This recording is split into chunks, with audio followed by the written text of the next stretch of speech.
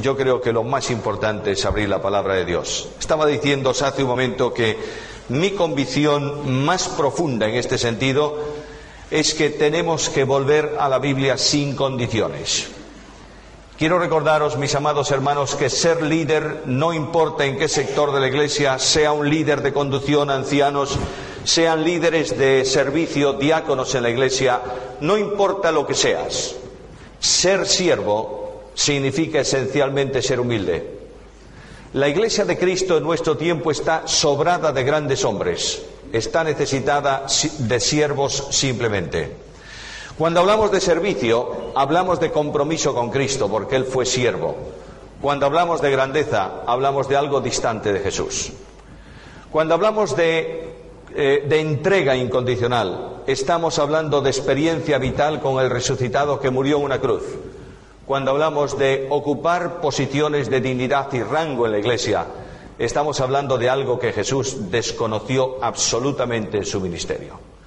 De ahí que en este tiempo en que vamos a considerar aspectos de liderazgo, yo creo que necesitamos iniciar este tiempo con un repaso en la tarde de hoy sobre dos aspectos que tienen que ver con la base esencial de la vida cristiana.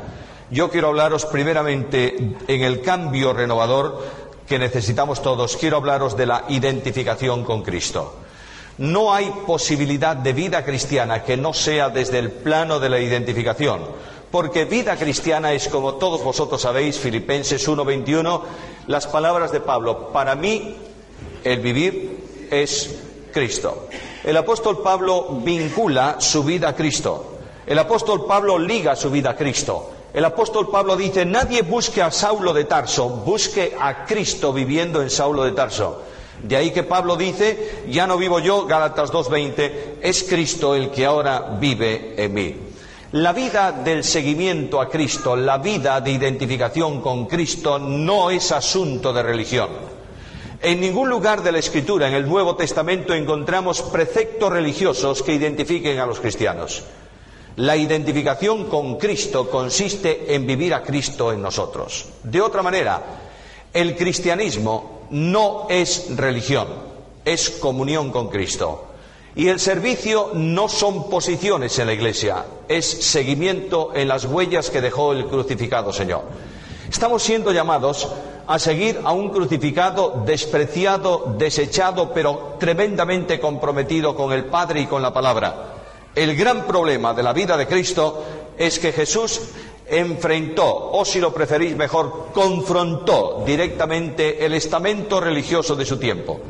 Aquellos que se gloriaban en su esencia religiosa, en su tradición histórica, en su sistema establecido, y Cristo sacudió ese árbol, y de ese árbol comenzaron a caer la fruta podrida de aquellos que estaban manteniendo el sistema, y por esa razón Jesús fue sentenciado a muerte en el 2.º año de su ministerio. Este es el Cristo al que se nos convoca para seguir, el Cristo del compromiso, del sufrimiento, de la entrega, de la renuncia, del conflicto, no importa lo que, pero el Cristo admirable con el cual, en el cual y por el cual puedes sentir paz en tu vida. Y puedes descansar en una cárcel como Pablo y decir: todo lo puedo en Cristo que me fortalece. Os invito a la lectura de Filipenses capítulo 1. Para tomarlo como fondo, Filipenses capítulo 1, comenzamos la lectura en el versículo 12. Quiero que sepáis, hermanos, que las cosas que me han sucedido han redundado más bien para el progreso del Evangelio, de tal manera que mis prisiones se han hecho patentes en Cristo en todo el pretorio y a todos los demás. Y la mayoría de los hermanos, cobrando ánimo en el Señor con mis prisiones, se atreven mucho más a hablar la palabra sin temor. Algunos, a la verdad, predican a Cristo por envidia y contienda, pero otros de buena voluntad. Los unos anuncian a Cristo por contención, no sinceramente, pensando añadir aflicción a mis prisiones, pero los otros por amor, sabiendo que estoy puesto para la defensa del Evangelio. ¿Qué pues? Que no obstante, de todas maneras, o por pretexto o por verdad, Cristo es anunciado, y en esto me gozo y me gozaré aún, porque sé que por vuestra oración y la suministración del Espíritu de Jesucristo, esto resultará en mi liberación, conforme a mi anhelo y esperanza de que nada seré avergonzado, antes bien, con toda confianza, como siempre, ahora también será magnificado Cristo en mi cuerpo, o por vida o por muerte, porque para mí el vivir es Cristo y el morir ganancia. Cuando hablamos de identificación con Cristo, necesariamente tenemos que hablar de experiencia de salvación. La experiencia de salvación se produce en un acto de entrega incondicional del hombre a Dios en respuesta al mensaje del Evangelio. El mensaje del Evangelio proclama la salvación de Dios obrada, realizada en Jesucristo. El mensaje del Evangelio proclama un mensaje de gracia, de alcance para todo aquel que cree, y el Espíritu Santo, en esa acción trinitaria en la salvación de las personas, ilumina el entendimiento del pecador perdido, para que con su iluminación el pecador perdido sienta su condición perdida, descubra la gloria de la cruz y sea capacitado por medio de la fe que el Espíritu genera en el corazón humano para rendirse a Jesucristo. La entrega al Salvador no se produce en un mero acto intelectual, sino en un acto vivencial. De ahí que el apóstol Pablo, cuando habla de fe y de salvación, dice en el capítulo 10 de la carta a los Romanos, en los versículos 9 en adelante, que nosotros creemos en el corazón para salvación. Con el corazón se cree. Cuando la Biblia habla de corazón, todos lo sabéis muy bien, no está hablando de la máquina que mueve la sangre en el cuerpo, sino del núcleo operativo de la personalidad humana. En el corazón se descubren los pensamientos que después condicionan las intenciones y hacen funcionales los actos en el exterior. Por eso Jesucristo dijo que de la abundancia del corazón habla la boca. Ahora, cuando la Biblia dice que se entrega, se cree con el corazón, equivale a decir, ha rendido su vida incondicionalmente a Cristo. Todos vosotros sabéis muy bien que esa acción supera en todo la posibilidad humana. El hombre natural, a condición o a consecuencia de su pecado, es desobediente por naturaleza, hijo de ira, lo mismo que los demás. Hay una comunidad de hijos de ira por una razón específica, desobedientes y rebeldes a Dios. No hay en la historia de la humanidad, desde el pecado, ningún hombre, ninguna mujer que haya buscado de buen grado personalmente, por mutuo propio, a Dios mismo para encontrarse con Él. Lo primero que Adán hizo cuando pecó, ¿qué fue? Esconderse. Un poco más adelante el profeta Isaías dice, todos nosotros nos descarriamos como ovejas, cada cual se apartó por su camino. El sabio Salomón en el libro de Proverbios dice, hay camino que al hombre le parece derecho, su fin, camino de muerte. Alguien podrá decirme esta tarde, está refiriéndote a circunstancias históricas muy precisas del pasado. Ven conmigo a la carta a los Romanos, capítulo 3, versículo 10. No hay justo ni a uno, no hay quien entienda, no hay quien busque a Dios. En razón de que el hombre natural no busca a Dios, es Dios quien viene a buscar al hombre. Y en Lucas 19:10 se expresa esa verdad de esa manera, porque el Hijo del Hombre vino para buscar y salvar lo que se había perdido. Esa situación que intelectualmente puede ser asumida por el hombre, es para el hombre no regenerado locura. La palabra de la cruz, mensaje del Evangelio, es locura para los que se están perdiendo. De manera que el Espíritu Santo de Dios actúa en el interior del hombre para que primeramente sienta su situación de perdido pecador. Quiero recordarte, lo sabéis todos vosotros, que nadie se salva por saberse perdido. Solo se salva el que se siente perdido. En ese momento, la luz que brilla en el interior conduce al hombre en un acto sobrenatural a renunciar a su yo para rendirse a Jesús. La salvación es esencialmente un acto de obediencia que se expresa en una acción de adoración. Ahí tienes el ejemplo de aquel ciego de nacimiento. Lo expulsan de la sinagoga, ¿cómo no? Se había atrevido a identificarse con el Nazareno. Y cuando es expulsado de la sinagoga, se encuentra en la calle a Jesús. Aquel diálogo tenso del Evangelio, ¿recordáis? Y de pronto Jesús le dice al ciego, ¿tú sabes quién es el Hijo de Dios? ¿Quién? ¿Quién es, Señor? Yo soy el que hablo contigo.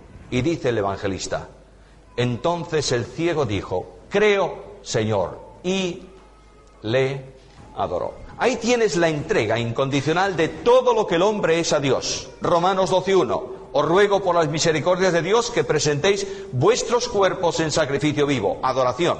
Cuando tú naces de nuevo, cambias automáticamente de condición y de posición. Y aquella condición de hijos de ira en un mundo esclavizado por el pecado es transformada para ti en un reino de esperanza. Porque Pablo dice que nos sacó del poder de las tinieblas y nos trasladó al reino de su amado Hijo. Sería interesante detenernos en este asunto del reino, tan mal llevado y traído.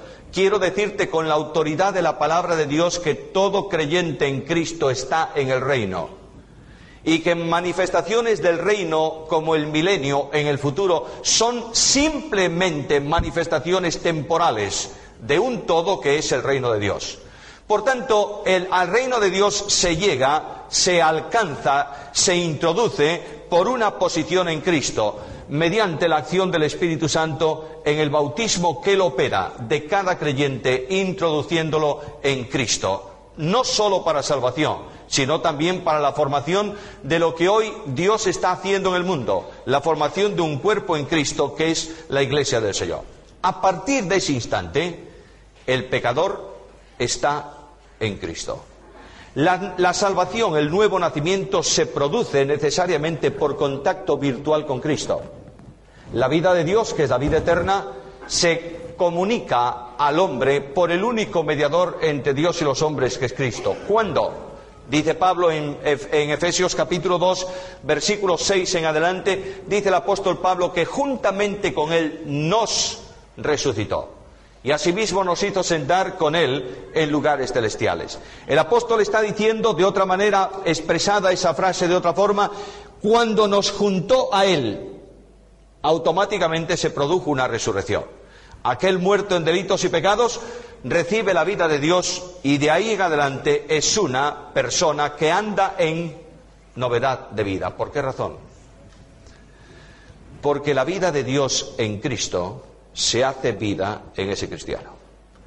Porque la naturaleza vieja deja paso a una experiencia de vida en Jesucristo. Y porque esa persona viene a ser participante de una experiencia vital tan tremendamente elevada que el apóstol Pedro dice que por esas promesas de Dios hemos venido a ser hechos participantes de la divina naturaleza. Todos vosotros sabéis que hay dos elementos vinculantes en el seno trinitario. Una es la esencia, perfecciones incomunicables, Dios solo es omnipotente, Dios solo es omnisciente. Otra, la naturaleza. La naturaleza, que es vida comunicativa de las tres personas divinas, se nos comunica a los cristianos por medio de la experiencia de unión con Cristo. En Él estaba la vida, y esa vida se nos da a cada uno de nosotros. Por tanto, se produce, y debo terminar este primer punto, debo terminarlo ya, se produce una reorientación del cristiano en dirección a Dios. Muchas veces, a lo largo de los últimos años, me sorprendo de ver con qué énfasis tan colosal se ha pretendido una santificación por obras. Alguien va a decir, ¿qué estás diciendo? Muchas veces se predica, y tenemos que predicarlo, que la salvación es por gracia, ¿verdad? ¿Sí o no?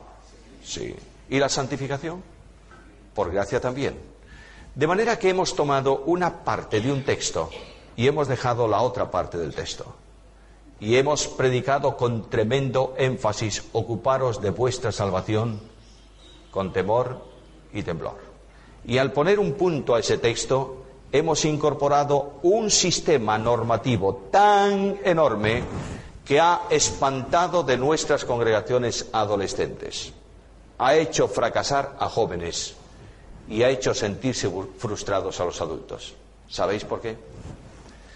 Porque la vida de santificación es exactamente igual que la vida de justificación. Solo eres santo en la medida en que vives a Cristo.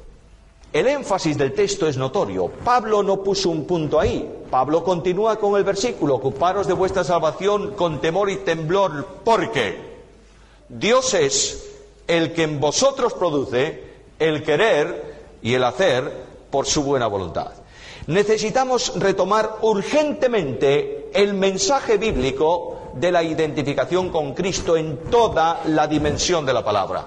No podemos hablar de vida cristiana victoriosa sin hablar de comunicación con Cristo, porque veremos, Dios mediante, en el segundo tema, veremos que la identificación con Cristo es la única manera de vida victoriosa en las tres grandes áreas de esclavitud del hombre: el yo, el mundo y la carne. Por eso la orientación celestial de los cristianos, el apartarse del mundo y de sus cosas, no es problema o no es asunto de obediencia normativa, simplemente es de identificación con Cristo. ¿Cómo? Como nuestra vida está escondida con Cristo en Dios, ¿cuál es nuestra orientación? La orientación celestial. De ahí que Pablo diga en Colosenses 3:1, ya que habéis resucitado con Cristo, ¿qué? Buscad las cosas de arriba, donde está Cristo sentado a la diestra de Dios. Poned la vista en las cosas de arriba y no en las de la tierra, porque muertos sois y vuestra vida está escondida con Cristo en Dios. Qué sencilla es la vida cristiana. Qué enormemente simple es ser cristiano. Ser cristiano es simplemente caminar de la mano de Jesús. Ser cristiano es simplemente pedir que el Espíritu Santo de Dios reproduzca el carácter moral de Jesús en nuestra vida. Ser cristiano es simplemente sentir que tú eres no un adorador ocasional, sino un adorador permanente. Ser cristiano es entender con toda claridad que en la vida cristiana la adoración no es una actividad. La alabanza no es una actividad, sino que son actitudes que corresponden a un pueblo comprado por la sangre de Cristo. Cuando esto se produce, hay una consecuencia natural. El liderazgo es simplemente servicio. El liderazgo es hacer lo que Cristo hizo, servir por amor a aquella parcela del rebaño de Dios que Él ha puesto a nuestro lado para servirles dedicadamente. Ahora, ¿cuáles son las consecuencias de la identificación con Cristo? En primer lugar, la identificación con la muerte de Cristo produce necesariamente la recepción de poder para que el creyente haga morir en él lo terrenal. Gálatas capítulo 2, versículo 20. El apóstol Pablo dice: con Cristo estoy juntamente crucificado, y ya no vivo yo, mas vive Cristo en mí. Y lo que ahora vivo en la carne lo vivo en la fe del Hijo de Dios, el cual me amó y se entregó a sí mismo por mí. La identificación en la muerte de Cristo produce para mí una cancelación absoluta de todo el sistema operativo de la vieja naturaleza que me seduce y me arrastra, me introduce y me conduce en el mundo. Veremos, Dios mediante, en la segunda parte, la práctica de esa liberación. La sepultura en Cristo produce en mí otro aspecto, y es que me retira de la esfera de influencia donde yo, como hombre natural, había vivido. Por tanto, en este mundo, bajo el control del príncipe del poder del aire, el creyente es retirado por medio de la identificación con la muerte de Cristo. Y la identificación con la resurrección de Cristo eleva a cada creyente a una posición de absoluta victoria en el Señor. Recuerda que el apóstol Pablo dice: yo quiero vivir una experiencia, el poder de su resurrección. ¿Creemos en la resurrección de Cristo? ¿Cómo? ¿Como dogma de fe o como experiencia de vida? ¿Hemos palpado el poder de su resurrección? El poder de su resurrección se aprecia en la iglesia primitiva. ¿Hay personas restauradas? ¿Hay limpieza dentro de la iglesia? ¿Hay personas sanadas por el poder de Dios? ¿Hay un pueblo que se extiende por el mundo en un mensaje misionero efectivo? ¿Por qué causa? ¿De qué manera? Porque el resucitado no era una realidad en la mente, sino en la experiencia de la iglesia. Y porque aquellos hombres tenían un tremendo poder en razón de que la única fuente de poder está en la resurrección de Jesucristo. Nosotros tenemos que valorar bien esta verdad bíblica esencial. Todo cuanto el hombre puede experimentar en la esfera del poder, todo cuanto la iglesia puede experimentar en la esfera del poder, todo cuanto la colectividad cristiana puede experimentar en la esfera del poder está vinculado con Cristo. El Espíritu Santo, como vicario de Cristo, hace efectivo ese poder. Pero indudablemente cuando Cristo resucita, el primer mensaje del resucitado fue sobre su poder. Todo poder, toda autoridad me es dada en el cielo y en la tierra. Cuando Pablo habla de humillación y ascensión de Jesucristo, Filipenses 2:5 en adelante, habla de poder. Recibió el nombre, que es sobre todo nombre, para que en el nombre de Jesús se doble toda rodilla de los que están en el cielo, en la tierra y debajo de la tierra, y toda lengua confiese que Jesús es Señor. Y en el poder de Jesús se hacían los actos de poder de la iglesia primitiva. Recordáis que cuando Pedro sana al cojo de la Puerta Hermosa, no utiliza para nada la relación o el nombre de Espíritu Santo.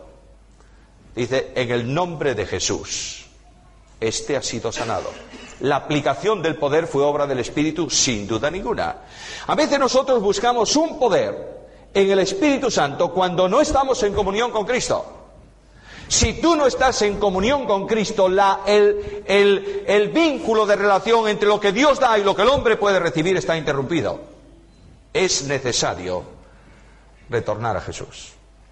Es necesario que la Iglesia, los creyentes más sencillos, los hombres, las mujeres, los adolescentes, los líderes, hagamos un alto en nuestro camino y preguntemos dónde está Jesús en nuestra vida. ¿En qué sitio está Jesús? Y en el momento en que descubres el sitio en que Cristo está, tienes que retornar a la única fuente de poder, que es Jesús. Cuando tú vuelves a Cristo sin condiciones, cuando la vida de Cristo se hace realidad en tu vida, el Espíritu de Dios se mueve en poder en la congregación y se mueve en poder en tu vida. Porque el ministerio del Espíritu Santo, no olvides, por favor, es reproducir a Jesús en los cristianos. El propósito del Padre para la vida cristiana, Romanos 8:29, es este: que seamos hechos conformes a la imagen de su Hijo Jesucristo. Romanos capítulo 6, versículo 11. Así también vosotros consideraos muertos al pecado, pero vivos para Dios en Cristo Jesús. De manera que el creyente tiene que aprender a vivir bajo la experiencia de la identificación con Cristo. La crucifixión de Cristo, la cruz de Cristo, es la fuente de poder para que no vivamos para nosotros, sino que vivamos para Dios. Una evidencia de que un cristiano no vive para Dios es cuando desea tener el primado en la iglesia de Jesucristo. Tienes aquel ejemplo de Diótrefes, aquel hombre, estamos hablando de iglesia cristiana primitiva. Yo hago un paréntesis porque os veo muy tensos, no sé por qué. La iglesia primitiva, hay personas, yo llamo a veces a líderes de la obra creyentes de espejo retrovisor. ¿Sabéis lo que es el espejo retrovisor aquí, no? El del automóvil. Están viendo siempre para atrás. Tú preguntas a una de estas personas, ¿cuál es la mejor iglesia? Ah, si tú supieras la iglesia de hace 50 años, ¿qué iglesia? Y preguntas a uno de más edad y dice, la iglesia de hace 80 años, eso sí que era una iglesia. Bueno, ¿queréis retroceder en el tiempo? Vayamos atrás. Si la iglesia de 40 era buena y la de 80 excelente, la de 300 inmejorable y la iglesia primitiva única. ¿Has entrado en la iglesia primitiva? ¿Era una iglesia con divisiones dentro o no? ¿Con inmoralidad dentro o no? ¿Con pecados aberrantes dentro o no? Era la iglesia apostólica. Pero todavía algo más. Era una iglesia donde había personas que querían tener el primado. Y cuando alguien en la congregación le discutía bíblicamente ese derecho, ¿qué hacían con él o con ella? No solo lo ponían fuera de comunión, lo echaban de la iglesia. ¿Por qué razón? Porque ya entonces esta especie a extinguir que no se extingue estaba manifestándose. Y quieren tener el yo ellos por una razón, porque el yo de Cristo es demasiado pesado para el yo del hombre. De otra manera, porque no se había producido en ellos la inversión de valores, en donde el yo cede paso al tú de Dios en Jesucristo, y donde Cristo, el siervo de los siervos, se hace realidad esencial en la vida del cristiano. De ahí que a lo largo de la historia de la Iglesia, lo decía al principio, haya habido y hay un enorme deseo de ser en lugar de servir, de estar en lugar de bajarse, de mantenerse en lugar de ayudar. La vida cristiana esencial consiste, el liderazgo cristiano tiene que tomar esto como una realidad fundamental. La vida cristiana no es otra cosa que vivir a Cristo. Hermanos amados, yo amo profundamente las asambleas de hermanos. Soy hermano con H minúscula por los 4 costados. Mi tatarabuela, 5 generaciones atrás, era creyente, convertida por un misionero inglés de las asambleas de hermanos. Mi bisabuelo, mi abuelo, dedicado a pleno tiempo al servicio en las asambleas de hermanos. Mi padre, anciano de una asamblea de hermanos. Y para mayor gloria, yo nací en el apartamento de una asamblea de hermanos. Soy hermano por todos los lados. Ahora, me estoy dando cuenta que el movimiento de las asambleas de hermanos nace como consecuencia de una identificación con Cristo. Cuando aquellos hombres, 2 hombres y una mujer, yo no sé cuántos leyeron la historia del movimiento de las asambleas. Vamos a ver, yo quiero ver manos levantadas. Rara avis, hermanos. Estamos leyendo cualquier cosa. Voy a daros después, voy a pedir que alguien ponga luego la página web de nuestra iglesia. Y por favor, bajad el libro que se titula, de ahí de la web, bajad el libro que se titula Historia del movimiento de las asambleas. Y leedlo de una vez por todas. Y os enteraréis que las asambleas del tiempo actual muchas veces están en las antípodas de la realidad espiritual del movimiento de las asambleas al principio. Aquel grupo de personas estaba harto del sistema en donde estaban. Y dijeron, vamos a vivir la vida conforme a lo que Cristo determina. Y comenzaron a reunirse simplemente para una cosa: orar juntos, leer la Biblia, partir el pan. En Inglaterra, la cuna de las asambleas, hace 3 años se ha cerrado una asamblea cada 10 días.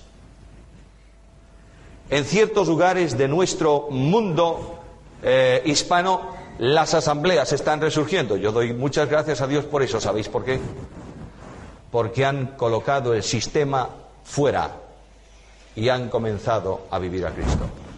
Porque el pueblo de Dios necesita urgentemente un volver a Jesús, con lo que eso significa. ¿Sabe lo que significa eso?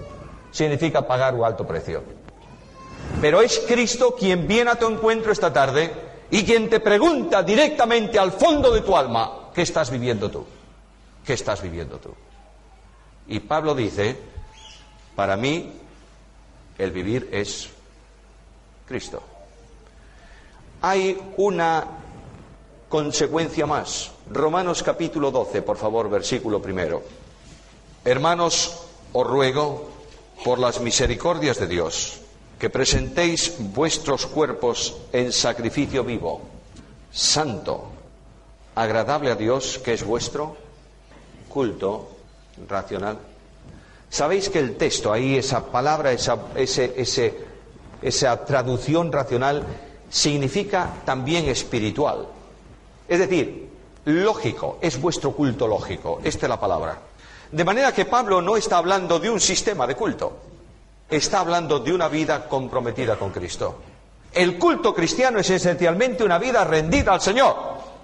La manifestación colectiva es el culto eclesial, que puede expresarse en multitud de formas diferentes, conforme el Espíritu conduzca, pero esencialmente no hay culto colectivo sin vida rendida al Señor.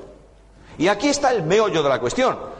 Dios habla colectivamente a su iglesia, la respuesta siempre es individual. He aquí, estoy a la puerta y llamo, si alguno oye la voz y abre la puerta, entraré a él, cenaré con él y él conmigo. Necesitamos retomar este asunto. Cuando tú vas al Nuevo Testamento te encuentras sorprendentemente que los apóstoles no habían establecido ni establecieron en ningún lugar cómo había que hacer el culto.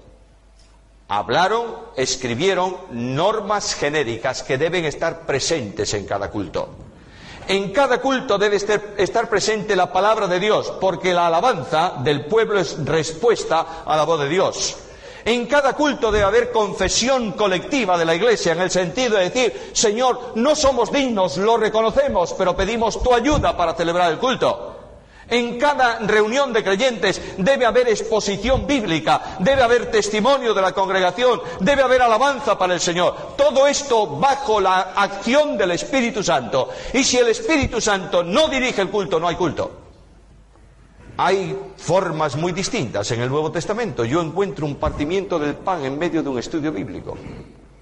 Encuentro el partimiento del pan en Corinto en medio de un enorme culto, largo culto, donde había aportaciones de todos los tipos.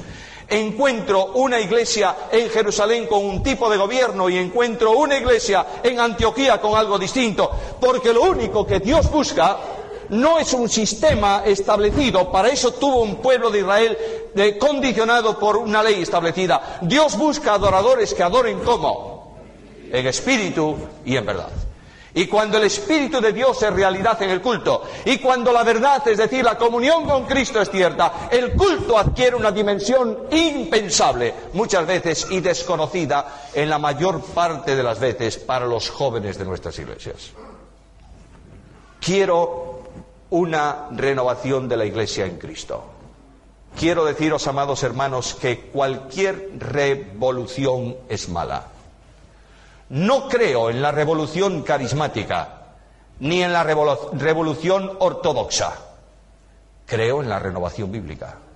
Y creo que la necesidad de liderazgo de los creyentes es hacer un alto en el camino. No más caminar. Vamos a reunirnos y vamos a ver qué cosa es la identificación con Cristo. Y de ahí en adelante vamos a decir al Señor: Señor, yo quiero solamente una cosa, vivir al Señor. La identificación con Cristo tiene una ética. ¿Es la ética de los creyentes? Sin duda. Es esencialmente la ética del liderazgo.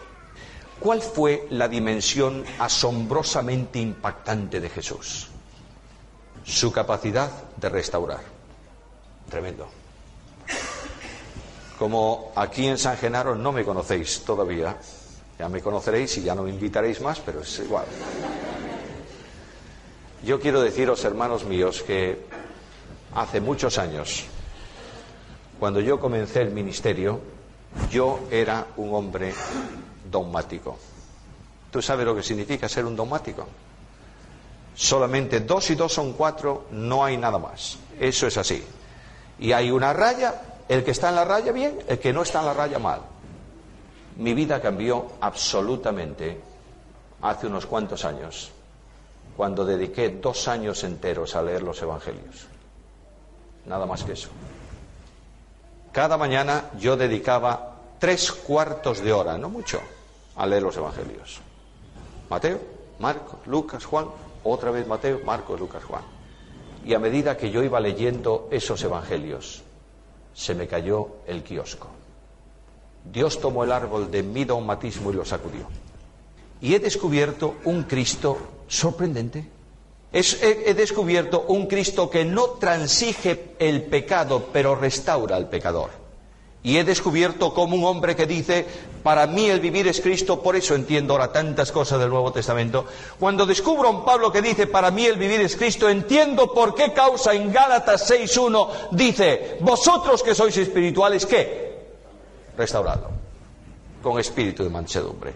A lo largo del tiempo, cuando el Espíritu Santo queda contristado en la Iglesia y da paso al sistema religioso, la primera manifestación es la ley que sanciona. Y la primera manifestación es buscar a los creyentes para disciplinarlos y golpear a la congregación desde el púlpito con la vara en lugar de golpear a los lobos que vienen al rebaño. Necesitamos retornar a Jesús. Y cuando tú cambias, cuando tú encuentras a este admirable Jesús, tu vida cambia de una forma tremenda. Tu ministerio toma un alcance que no te puedes imaginar. Y sobre todo, te das cuenta que esa identificación exige permanentemente la disposición a pagar un precio. Yo no he venido para hablaros, halagaros y alentaros. Quiero haceros reflexionar. Y quiero preguntarte si estás dispuesto a vivir a Cristo. Si no estás dispuesto a vivir a Cristo con todas las consecuencias, puedes regresar a tu casa dedicarte a otra cosa, porque la vida cristiana es necesariamente identificación con Cristo.